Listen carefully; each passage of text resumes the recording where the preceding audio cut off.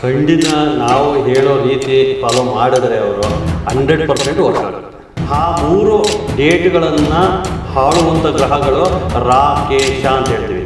ಒಂದು ವೇಳೆ ಆ ಸಂಖ್ಯೆಗಳು ಬಿಟ್ಟು ಬೇರೆ ಸಂಖ್ಯೆಗಳಲ್ಲಿ ಮದುವೆ ಆದರೆ ಖಂಡಿತ ಸಮಸ್ಯೆ ಅವ್ರು ಎದುರಿಸಲೇಬೇಕಾಗುತ್ತೆ.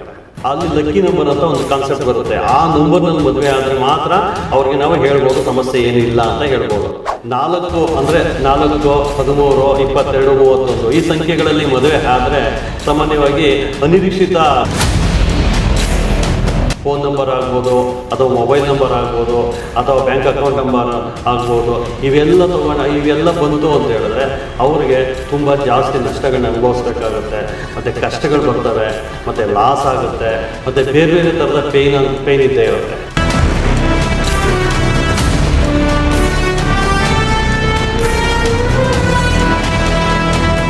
ನಮಸ್ಕಾರ ವೀಕ್ಷಕರೇ, ನೀವು ನೋಡ್ತಾ ಇರೋ ಪಬ್ಲಿಕ್ ಒನ್ ಮೀಡಿಯಾ. ನಾನು ನಿಮ್ಮ ಓಂ ಶಿವಚರಣ್. ನಮ್ಮ ದೇಶದಲ್ಲಿ ಹುಟ್ಟುವಂಥ ಮಗುಗೆ ಜಾತಿ ಧರ್ಮದ ಜೊತೆಗೆ ಇನ್ನೊಂದು ಟ್ಯಾಗ್ ಸಹ ಬರುತ್ತೆ.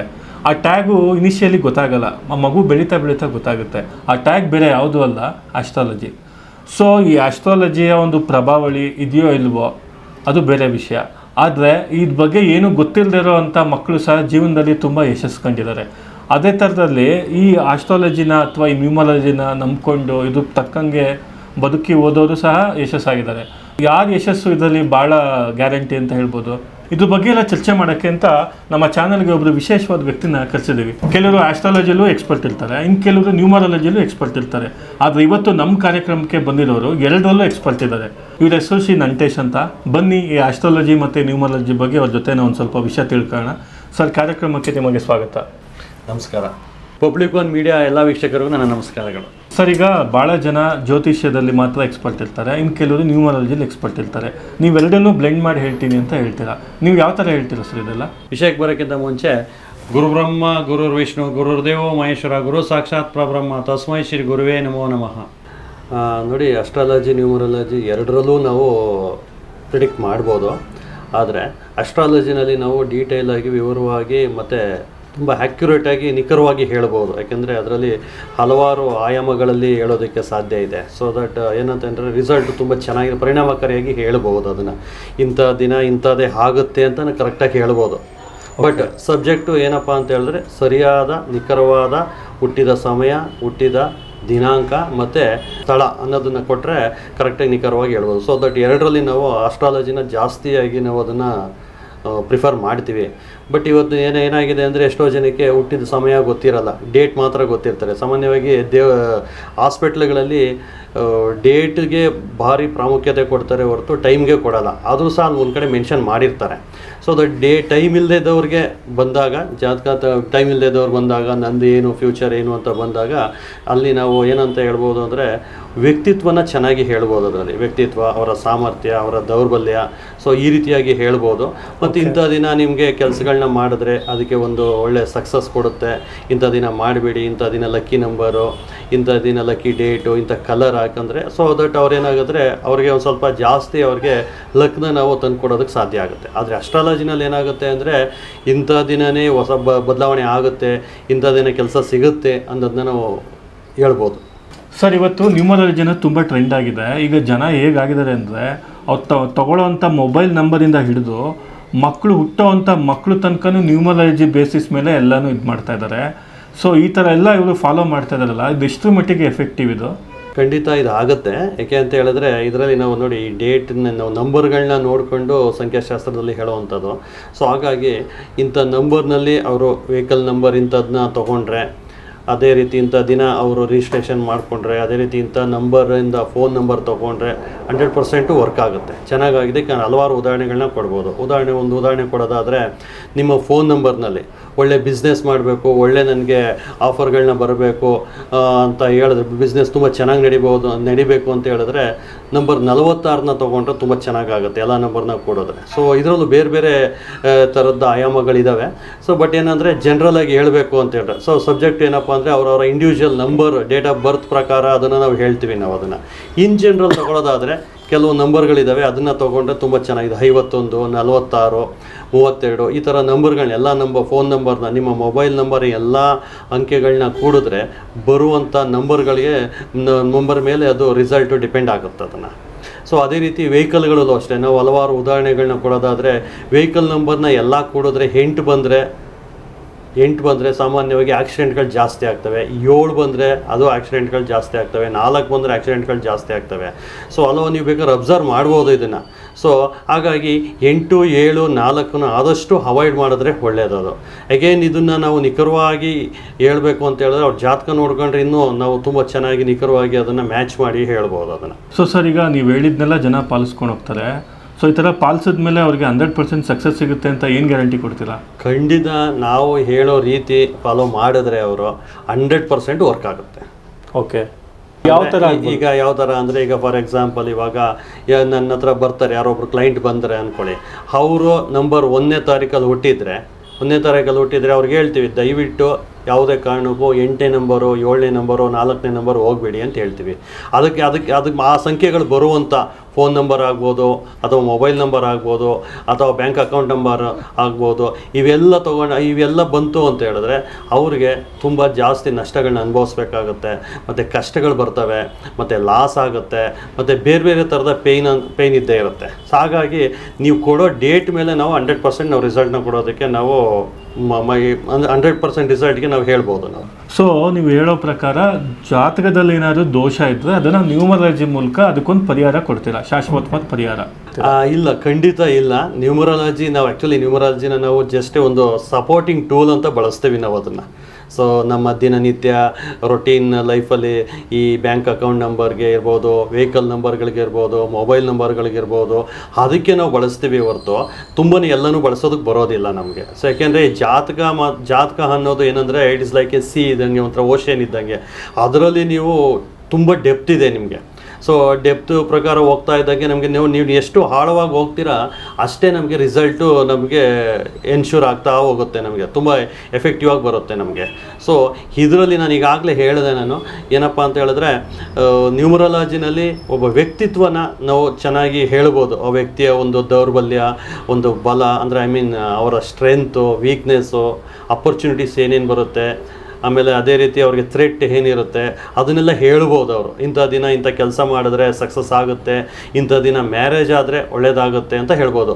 ಹೇಗೇನು ಅದರಲ್ಲೂ ನಮಗೆ ಎಕ್ಸಾಕ್ಟಾಗಿ ನಾವು ಇನ್ನೂ ಈಗ ಹೊಸ ಟ್ರೆಂಡ್ ಏನಪ್ಪ ಅಂತ ಹೇಳಿದ್ರೆ ನ್ಯೂಮರಾಲಜಿ ಮತ್ತು ಆಸ್ಟ್ರಾಲಜಿನ ಎರಡನ್ನೂ ಬ್ಲೆಂಡ್ ಮಾಡಿ ಇವಾಗ ಬಳಸಿದ್ರೆ ರಿಸಲ್ಟು ತುಂಬ ಚೆನ್ನಾಗಿರುತ್ತೆ.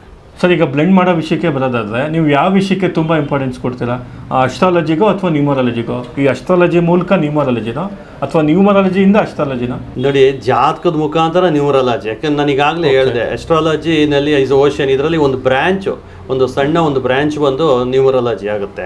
ಸೊ ಹಾಗಾಗಿ ಕೆಲವರು ಜಾತಕ ಇಟ್ಟಿರ್ತಾರೆ ತುಂಬ ಚೆನ್ನಾಗಿ, ಅಂದರೆ ಅವರು ಹುಟ್ಟಿದ ಸಮಯ, ಡೇಟು ಮತ್ತು ಸ್ಥಳ ಚೆನ್ನಾಗಿ ಅಕ್ಯುರೇಟಾಗಿ ಇಟ್ಕೊಂಡಿರ್ತಾರೆ. ಅದನ್ನು ತಂದಾಗ ಅದಕ್ಕೆ ಜೊತೆಯಾಗಿ ನಾವು ಬ್ಲೆಂಡ್ ಮಾಡಿ, ನ್ಯೂಮರಾಲಜಿನ ಬ್ಲೆಂಡ್ ಮಾಡಿ ಅವ್ರಿಗೆ ಅವ್ರು ಏನು ಯಾವ ಒಂದು ಉದ್ದೇಶಕ್ಕೆ ಬಂದಿರ್ತಾರೆ ಅದಕ್ಕೆ ನಾವು ಹೇಳ್ತೀವಿ, ಅದನ್ನು ಪರಿಹಾರನ ಕೊಡ್ತೀವಿ. ಉದಾಹರಣೆಗೆ ಮದುವೆಗೆ ಅಂತ ಜಾತಕ ತರ್ತಾರೆ.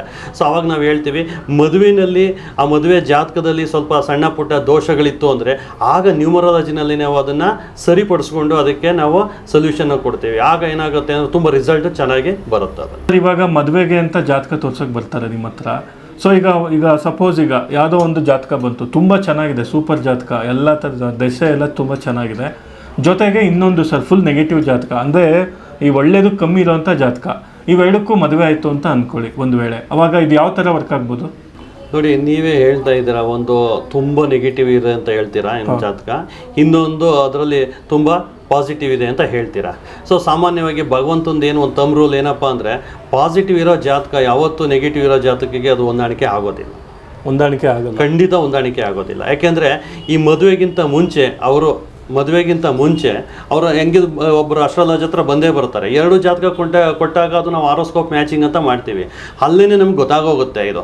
ಸೊ ಯಾವಾಗ ನೆಗೆಟಿವ್ ಪಾಸಿಟಿವ್ ಬರುತ್ತೆ, ಸೊ ಅಲ್ಲಿ ಯಾವುದೇ ಕಾರಣಕ್ಕೂ ಅದು ಜೆಲ್ ಆಗಲ್ಲ. ಸೊ ಅಂದಟ್ಟು ಹೊಂದಾಣಿಕೆ ಆಗಲ್ಲ. ಸೊ ನಾವು ನೇರವಾಗಿ ಹೇಳ್ಬಿಡ್ತೀವಿ, ಈ ಜಾತಕ ನಿಮ್ಗೆ ಹೊಂದಾಣಿಕೆ ಆಗ್ತಾ ಇಲ್ಲ, ಸೊ ಬೇರೆ ಜಾತಕ ಏನಾದ್ರು ಇದ್ರೆ ಹೇಳಿ ಅಂತ ಹೇಳ್ತೀವಿ. ಸೊ ಅದರಲ್ಲೇ ಗೊತ್ತಾಗುತ್ತೆ. ಸೊ ಹಾಗಾಗಿ ಅಲ್ಲಿ ಚೆನ್ನಾಗಿರುತ್ತೆ, ಚೆನ್ನಾಗಿಲ್ಲ ಅನ್ನೋದು, ಮದುವೆ ಚೆನ್ನಾಗುತ್ತೆ ಚೆನ್ನಾಗಿಲ್ಲ ಅನ್ನೋದು ಬರೋದೇ ಇಲ್ಲ ಅಲ್ಲಿ. ಸರ್, ಈಗ ಜ್ಯೋತಿಷಿಗಳ ಹತ್ರ ಎಲ್ಲ ಹೋಗಿ ಜಾತಕ ತೋರಿಸಿ ಎಲ್ಲ ಕರೆಕ್ಟಾಗಿ ಜಾತಕ ಮ್ಯಾಚ್ ಮಾಡಿ ಎಲ್ಲ ಮದುವೆ ಆಗಿರ್ತಾರೆ. ಅಂಥ ಮದುವೆಗಳು ಎಷ್ಟೊಂದು ಡೈವರ್ಸಿಗೆ ಬಂದು ನಿಂತ್ಬಿಟ್ಟಿವೆ.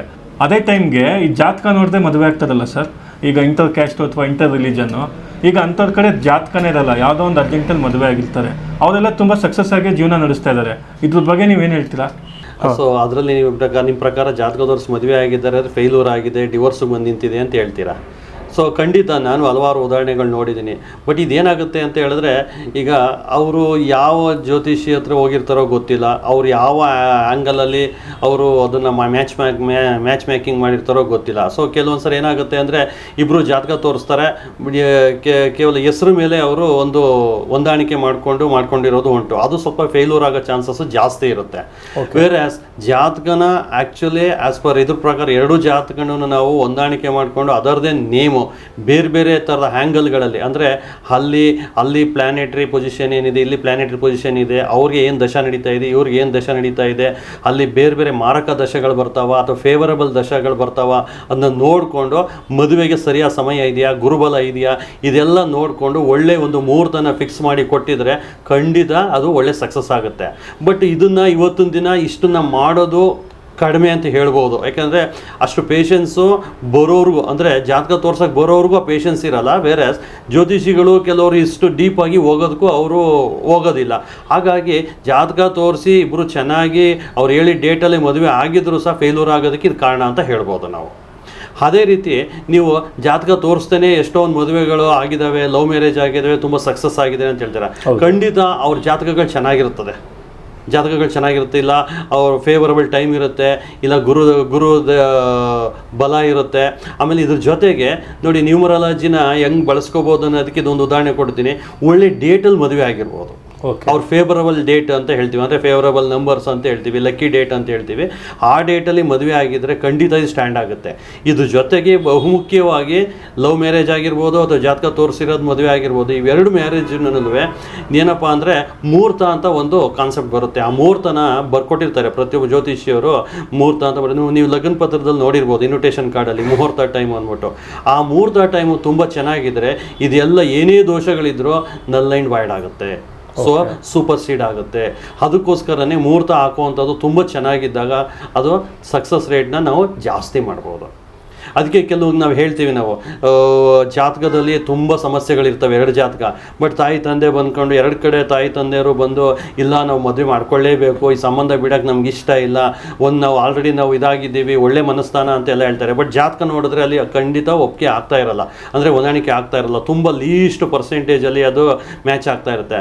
ಸೊ ಬಟ್ ಅವರ ಒತ್ತಾಯದಕ್ಕೆ ಮಣಿದು ನಾವು ಇನ್ನೇನಾರ ಬೇರೆ ಯಾವ್ದಾರ ಆಯಾಮಗಳಲ್ಲಿ ಅದನ್ನು ಸರಿಪಡಿಸ್ಬೋದಾ ಅಂತ ನೋಡಿದ್ರೆ ಖಂಡಿತ ಆ ಟೈಮಲ್ಲಿ ಏನು ಹೇಳ್ತೀವಿ ಅಂದರೆ, ಮುಹೂರ್ತನ ಮುಹೂರ್ತಕ್ಕೆ ನಾವು ಜಾಸ್ತಿ ಪ್ರಾಮುಖ್ಯತೆ ಕೊಟ್ಟು ಬ್ರಾಹ್ಮಿ ಮುಹೂರ್ತನ ನಾವು ಸಜೆಸ್ಟ್ ಮಾಡ್ತೀವಿ. ಸೊ ಬ್ರಾಹ್ಮಿ ಮುಹೂರ್ತ ಪ್ರತಿದಿನ 4 ಗಂಟೆಯಿಂದ 5 ಗಂಟೆ ತನಕ ಒಳ್ಳೆ ಸಮಯ ಅಂತ ಹೇಳ್ಬೋದು. ಆ ಟೈಮ್ನಲ್ಲಿ ಮಾಡಿದ್ರೆ ಹಲವಾರು ದೋಷಗಳು ಏನಾಗುತ್ತೆ, ಅಲ್ಲಿ ನಲ್ ಆ್ಯಂಡ್ ವೈಡ್ ಆಗುತ್ತೆ. ಸೊ ದಟ್ ಅವ್ರಿಗೆ ಸ್ಟ್ರೆಂತ್ ಸಿಗುತ್ತೆ. ಸೊ ಆ ಮ್ಯಾರೇಜು ನಾವು ಸರ್ವೈವ್ ಆಗ್ಬೋದು ನಾವು. ಸೊ ಈ ರೀತಿಯಾಗಿ ನಾವು ಮ್ಯಾರೇಜ್ನ ಒಂದನ್ನು ನಾವು ಸೇವ್ ಮಾಡ್ಬೋದು. ಮತ್ತು ಇನ್ನೊಂದನ್ನು ನಾವು ಅದನ್ನು ಏನು ಅವರು ರಿಕ್ವೆಸ್ಟ್ ಮಾಡಿದಾರಲ್ಲ ಅದನ್ನು ನಾವು ಒಂದು ಪ್ರಾಮಿಸಿಂಗ್ನ ಮಾಡೋದಕ್ಕೆ ಸಾಧ್ಯ ಆಗುತ್ತೆ. ಸರ್, ಇವಾಗ ನ್ಯೂಮರಾಲಜಿ ಪ್ರಕಾರ ಈ ಡೇಟ್ ಒಳ್ಳೆಯದು, ಈ ಡೇಟ್ ಕೆಟ್ಟದು ಮದುವೆ ಆಗೋಕ್ಕೆ ಅಂತ ಏನಾದರೂ ಇದೆಯಾ? ಅಂದರೆ ಈ ಡೇಟಲ್ಲೇ ಮದುವೆ ಆಗಬೇಕು, ಈ ಡೇಟಲ್ಲಿ ಮದುವೆ ಆಗಬಾರ್ದು, ಆ ಥರ ಏನಾದರೂ ಸ್ಪೆಸಿಫಿಕ್ ಡೇಟ್ಸ್ ಏನಾದರೂ ಇದೆಯಾ? ಖಂಡಿತ ಇಂಥ ಡೇಟಲ್ಲಿ ಆಗಬಾರ್ದು ಅಂತ ರೂಲ್ಸ್ ಇದೆ. ರೂಲ್ಸ್ ಅಂದರೆ ಅದು ಒಳ್ಳೇದಾಗುತ್ತೆ, ಇಂಥ ಡೇಟಲ್ಲಿ ಆದರೆ ಒಳ್ಳೆಯದು, ಇಂಥ ಡೇಟಲ್ಲಿ ಆದರೆ ಸಮಸ್ಯೆಗಳು ಅಂತ ಬರ್ತವೆ.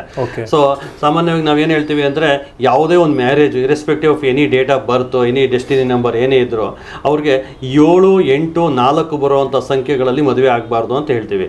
ಸೊ ಉದಾಹರಣೆಗೆ 7 ಅಂತ ಹೇಳಿದ್ರೆ 7, 16, 25. ಅದೇ ರೀತಿ 8, 17, 26. ಅದೇ ರೀತಿ 4, 22, 31 ಮತ್ತು 13 ಈ ಒಂದು ಸಂಖ್ಯೆಗಳು ಬರುವಂಥ ಡೇಟ್ಗಳಲ್ಲಿ ಮದುವೆ ಆದರೆ ತುಂಬಾ ಸಮಸ್ಯೆನೇ ಎದುರಿಸ್ಬೇಕಾಗುತ್ತೆ ಇದನ್ನು ನಾವು. ಯಾಕೆಂದರೆ ಆ 3 ಡೇಟ್ಗಳನ್ನು ಆಳುವಂಥ ಗ್ರಹಗಳು ರಾ, ಕೇಶ ಅಂತ ಹೇಳ್ತೀವಿ. ರಾವು, ಕೇತು, ಶನಿ. 8ನ ಆಳುವಂಥ ಗ್ರಹ ಶನಿ, 7ನ ಆಳುವಂಥ ಗ್ರಹ ಕೇತು, ಮತ್ತು 4ನ ಆಳುವಂಥ ಗ್ರಹ ರಾಹು. ಅದಕ್ಕೆ ನಾವು ಶಾರ್ಟಾಗಿ ರಾಕೇಶ ಅಂತ ಹೇಳ್ತೀವಿ. ಸೊ ಇವರ ಒಂದು ಇನ್ಫ್ಲೂಯೆನ್ಸ್ ಎಲ್ಲಿರುತ್ತೆ, ಸಮಸ್ಯೆಗಳನ್ನ ಫೇಸ್ ಮಾಡಲೇಬೇಕಾಗುತ್ತೆ. ಉದಾಹರಣೆಗೆ ಈಗ ನೀವು ಯಾವ ಡೇಟಲ್ಲಿ ಮದುವೆ ಆಗಿದ್ದೀರಾ? ಇವಾಗ ನಮ್ದು 27 ನೋಡಿ, ಈಗ ನಿಮ್ಮದು ಡೇಟ್ ಆಫ್ ಬರ್ತು 18 ಹೋಗಿ 18ನೇ ತಾರೀಕಲ್ಲಿ ಹುಟ್ಟಿದವರು 27ನೇ ತಾರೀಕಲ್ಲಿ ಹುಟ್ಟಿದಂಥ 27ನೇ ತಾರೀಕಲ್ಲಿ ಮದುವೆ ಆದರೆ ಖಂಡಿತ ಸ್ವಲ್ಪ ಸಮಸ್ಯೆಗಳನ್ನ ಎದುರಿಸ್ಬೇಕಾಗತ್ತೆ. ಯಾಕೆ ಅಂತ ಹೇಳಿದ್ರೆ ಅಲ್ಲಿ 2 ಮತ್ತು 7 2 ಬರುತ್ತೆ. 2 ಗ್ರಹಗಳ ಒಂದು ಇನ್ಫ್ಲೂಯೆನ್ಸ್ ಇರುತ್ತೆ. ಈಗಾಗಲೇ ನಾನು ಹೇಳಿದೆ, ನಾನು 7 ಅನ್ನೋ ಗ್ರಹ ಕೇತು ಅಂತ ಆಳುತ್ತೆ ಅಂತ. ಸೊ ದಟ್ ಇಲ್ಲಿ 7 ಅನ್ನೋದು ಇನ್ಫ್ಲೂಯೆನ್ಸ್ ಆಗುತ್ತೆ. ಸೊ ದಟ್ ನಿಮ್ಮ ಮದುವೆದು ಏನಾಗುತ್ತೆ, ಮ್ಯಾರೇಜ್ ಲೈಫು ಒಂದು ಸ್ವಲ್ಪ ಆದಷ್ಟು ಸಪ್ರೇಷನ್ ಇರೋವಂಥದ್ದು, ಮತ್ತು ಅವೇ ಫ್ರಮ್ ದಿ ಹೋಮ್ ಅಂತ ಇರೋವಂಥದ್ದು. ಸೊ ಎಲ್ಲೋ ಒಂದು ಕಡೆ ಹೇಳ್ಕೊಳಕ್ಕಾಗದೇ ಇರೋಂಥ ಒಂದಿರೋದು, ಸ್ವಲ್ಪ ಜೆಲ್ ಆಗೋದು ಸ್ವಲ್ಪ ಕಷ್ಟ. ಸೊ ಕೆಲವೊಂದು ವಿಚಾರಗಳನ್ನ ನೀವು ಮುಕ್ತವಾಗಿ ನೀವು ಚರ್ಚೆ ಮಾಡಲ್ಲ ಅಂತ ಹೇಳುತ್ತೆ ಇದರಲ್ಲಿ. ನಾವು ಖುಷಿಯಾಗಿದ್ದೀವಿ ಸರ್, ದಾಂಪತ್ಯ ಭಾಳ ಚೆನ್ನಾಗಿ ನಡೀತಿದೆ. ಆದರೆ ಇನ್ನೊಂದು ಮುಖ್ಯವಾದ ವಿಷಯ ಏನಂದರೆ ಸರ್, ಈಗ ಜಾತಕದಲ್ಲಿ ಏನಾದರೂ ದೋಷ ಇದ್ದರೆ ದಾಂಪತ್ಯದಲ್ಲಿ ಸಮಸ್ಯೆ ಆಗುತ್ತೆ ಅಂತೆಲ್ಲ ಹೇಳಿದ್ವಿ. ಸೊ ದಾಂಪತ್ಯದ ಸಮಸ್ಯೆಗಳು ಅಂದರೆ ಯಾವ ಥರ ಅಂತ, ಈಗ ಭಾಳಷ್ಟು ಸಮಸ್ಯೆಗಳಿದೆ ದಾಂಪತ್ಯದಲ್ಲಿ. ಸೊ ಎಲ್ಲ ಸಮಸ್ಯೆಗಳಿಗೂ ಇದು ಅಪ್ಲೈ ಆಗುತ್ತಾ ಅಥವಾ ಕೆಲವು ಸಮಸ್ಯೆಗಳಿಗೆ ಮಾತ್ರನಾ? ಖಂಡಿತ. ಈಗ ನಾನು ನೋಡಿ, ಈಗ ನಾನು ಈಗಾಗಲೇ ಹೇಳಿದೆ 4, 7, 8 ಸಂಖ್ಯೆಗಳು ಬರುವಂಥ ಸಂಖ್ಯೆಗಳಲ್ಲಿ ಮದುವೆ ಆಗಬಾರ್ದು ಅಂತ. ಉದಾಹರಣೆಗೆ 4 ತಗೊಳ್ಳೋದಾದರೆ 4 ಅಂದರೆ 4, 13, 22, 31 ಈ ಸಂಖ್ಯೆಗಳಲ್ಲಿ ಮದುವೆ ಆದರೆ ಸಾಮಾನ್ಯವಾಗಿ ಅನಿರೀಕ್ಷಿತ ಘಟನೆಗಳು ಆಗುವಂಥದ್ದು, ಮತ್ತು ಖರ್ಚುಗಳು ಜಾಸ್ತಿ ಬರುವಂಥದ್ದು, ಆಮೇಲೆ ಸ್ವಲ್ಪ ಜಾಸ್ತಿ ಹೆಲ್ತ್ ಪ್ರಾಬ್ಲಮ್ಗಳು ಬರೋವಂಥದ್ದು. ಸೊ ಈ ರೀತಿ ಸಾಮಾನ್ಯವಾಗಿ ಬರುತ್ತೆ. ಮತ್ತು ತುಂಬ ಡಿಸಿಷನ್ಗಳನ್ನ ತಗೊಳ್ಳೋವಂಥದ್ದು, ಎಷ್ಟು ಡಿಸಿಷನ್ಗಳನ್ನ ತಗೊಳ್ಳೋವಂಥದ್ದು. ಸೊ ಆಮೇಲೆ ಇವೆಲ್ಲವೂ ಸಾಮಾನ್ಯವಾಗಿ ಬರುವಂಥ ಸಮಸ್ಯೆಗಳು ಇದರಲ್ಲಿ ನಿಮಗೆ. ಸೊ ಅದರಲ್ಲಿ 7ನೇ ತಾರೀಕು 7, 16, 25ನೇ ತಾರೀಕಲ್ಲಿ ಮದುವೆ ಆದರೆ ಸಾಮಾನ್ಯವಾಗಿ ಸಪ್ರೇಷನ್ ಅಂತ ಹೇಳ್ತೀವಿ, ಮತ್ತು ಸ್ವಲ್ಪ ಐಸೋಲೇಟ್ ಆಗುವಂಥದ್ದು. ಆಮೇಲೆ ಸ್ವಲ್ಪ ಹೊರಗಡೆ ಫ್ರಂಟ್ ಲೈನಿಗೆ ಬರೋದು ತುಂಬ ಕಡಿಮೆ. ಮತ್ತು ಆದಷ್ಟು ಸ್ವಲ್ಪ ಏನಪ್ಪ ಅಂತ ಹೇಳಿದ್ರೆ ಪೂಜೆ ಪುರಸ್ಕಾರಗಳು ಅದಕ್ಕೆ ಜಾಸ್ತಿ ಪ್ರಾಮುಖ್ಯತೆ ಕೊಡುವಂಥದ್ದು, ಮತ್ತು ಮುಕ್ತವಾಗಿ ಏನೇ ಸಮಸ್ಯೆಗಳು ಬಂದರೂ ಹಂಚ್ಕೊಳ್ಳದೆ ಇರುವಂಥದ್ದು. ಸೊ ಒಬ್ಬರೇ ಏನೇ ಸಮಸ್ಯೆಗಳು ಬಂದರೂ ಒಬ್ಬರೇ ಅದನ್ನು ಫೇಸ್ ಮಾಡುವಂಥದ್ದು, ಅದನ್ನು ನೋವನ್ನು ತಿನ್ನುವಂಥದ್ದು, ಇದು ನಾವು ಹೇಳ್ತೀವಿ ನಾವು ಅದನ್ನು. ಆಮೇಲೆ ಇನ್ನೂ ಮುಖ್ಯವಾಗಿ ಇನ್ನೊಂದು ಏನಪ್ಪ ಅಂದರೆ ಒಂಥರ ದಾಂಪತ್ಯ ಜೀವನದಲ್ಲಿ ಸ್ವಲ್ಪ ನಿರಾಸಕ್ತಿನ ತೋರಿಸುವಂಥದ್ದು ಇದೆಲ್ಲವೂ ಬರುತ್ತೆ. ಆದರೆ ಆಧ್ಯಾತ್ಮಿಕವಾಗಿ ತುಂಬ ಚೆನ್ನಾಗಿರುತ್ತೆ ಅದನ್ನು. ಅದೇ ರೀತಿ 8ರಲ್ಲಿ ಮದುವೆ ಆಯಿತು ಅಂತ ಹೇಳಿದ್ರೆ ತುಂಬ ಲೇಸಿನೆಸ್ ಬರೋವಂಥದ್ದು, ಮತ್ತು ಖರ್ಚುಗಳು, ಮತ್ತು ಹೆಲ್ತ್ ಇಶ್ಯೂಗಳು ಆಗ್ತವೆ. ಮತ್ತು ಇನ್ನೂ ಅಂತ ಹೇಳಿದ್ರೆ ಸ್ವಲ್ಪ ಅಂಡರ್ಸ್ಟ್ಯಾಂಡಿಂಗ್ ಕಡಿಮೆ ಆಗುತ್ತೆ. ಇಬ್ಬರಿಗೂ ಗಂಡ ಹೆಂಡತಿಗೆ ಅಂಡರ್ಸ್ಟ್ಯಾಂಡಿಂಗ್ ಕಡಿಮೆ ಇರುತ್ತೆ. ಫೈನಾನ್ಷಿಯಲಿ ಪ್ರಾಬ್ಲಮ್ ಆಗುತ್ತೆ, ಫೈನಾನ್ಷಿಯಲ್ ಸ್ಟ್ರಗಲ್ ಇರುತ್ತೆ. ಮತ್ತು ಅದೇ ರೀತಿ ನಮಗೆ ಯಾವುದೇ ಒಂದು ಕೆಲಸನ ನಾವು ಶುರು ಮಾಡಿದ್ರೆ ನಿಧಾನ ಆಗುವಂಥದ್ದು, ಆಮೇಲೆ ನಿಮಗೆ ರಿಸಲ್ಟು ತುಂಬ ಕಡಿಮೆ ಬರುವಂಥದ್ದು. ಸೊ ಇವೆಲ್ಲ, ಆಮೇಲೆ ಪೋಸ್ಟ್ಪೋನ್ಮೆಂಟ್ ಆಗುವಂಥದ್ದು, ಇವೆಲ್ಲವೂ ನಿಮಗೆ 8ನೇ ಸಂಖ್ಯೆ ಬರುವಂಥ ಸಂಖ್ಯೆಗಳಲ್ಲಿ ಮದುವೆ ಆದರೆ ಈ ಸಮಸ್ಯೆಗಳನ್ನ ನೀವು ಎದುರಿಸಬೇಕಾಗುತ್ತೆ. ಇವಾಗ ಕೆಲವು ಡೇಟಲ್ಲಿ ಮದುವೆನೇ ಆಗಬಾರ್ದು, ತುಂಬ ಅದು ಒಳ್ಳೆ ಡೇಟ್ ಅಲ್ಲ ಅಂತ ಹೇಳಿದ್ರೆ, ಕೆಲವು ಡೇಟು ತುಂಬ ಒಳ್ಳೆಯದು ಅಂತಲೂ ಹೇಳಿದ್ರೆ. ಬಟ್ ನನ್ನ ಕ್ವಶನ್ ಏನಂದರೆ ಸರ್, ಈಗ ಯಾವುದಾದ್ರು ಒಂದು ಪರ್ಟಿಕ್ಯುಲರ್ ಡೇಟು, ಈಗ ಗಂಡಾಗಲಿ ಹೆಣ್ಣಾಗಲಿ ಸರ್, ಅವರ ಜಾತಕದಲ್ಲಿ ಯಾವುದೇ ದೋಷ ಇದ್ದರೂ ಎಲ್ಲನೂ ಓವರ್ಕಮ್ ಮಾಡಿ ಸಕ್ಸಸ್ಫುಲ್ ಮಾಡುವಂಥ ಯಾವುದಾದ್ರು ಸೂಪರ್ ಡೇಟ್ ಅಂತ ಯಾವುದಾದ್ರು ಇದೆಯಾ? ಅಂದರೆ ಈ ಡೇಟಲ್ಲಿ ಮದುವೆ ಮಾಡಿದ್ರೆ ಏನೇ ಪ್ರಾಬ್ಲಮ್ ಇದ್ದರೂ ಅದು ಸಾಲ್ವ್ ಆಗುತ್ತೆ ಅನ್ನೋ ಥರ ಯಾವ್ದಾದ್ರು ಡೇಟ್ ಇದೆಯಾ? ನೋಡಿ, ಇಂಥ ಡೇಟಲ್ಲಿ ಮದುವೆ ಆದರೆ ಸಮಸ್ಯೆನೇ ಬರಲ್ಲ ಅಂತ ಹೇಳೋದು